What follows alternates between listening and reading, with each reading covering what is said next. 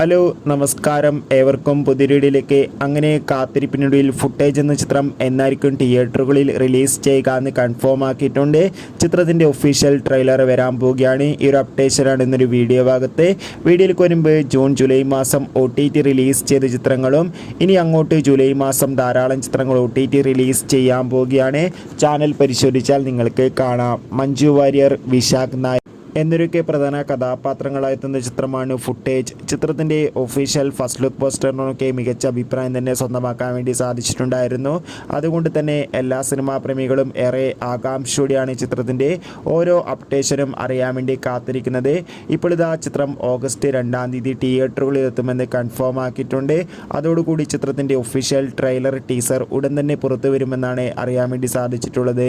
എന്തായാലും ഫുട്ടേജ് എന്ന ചിത്രത്തിൻ്റെ കൂടുതൽ അപ്ഡേറ്റിനായി നമുക്ക് കാത്തിരിക്കാം.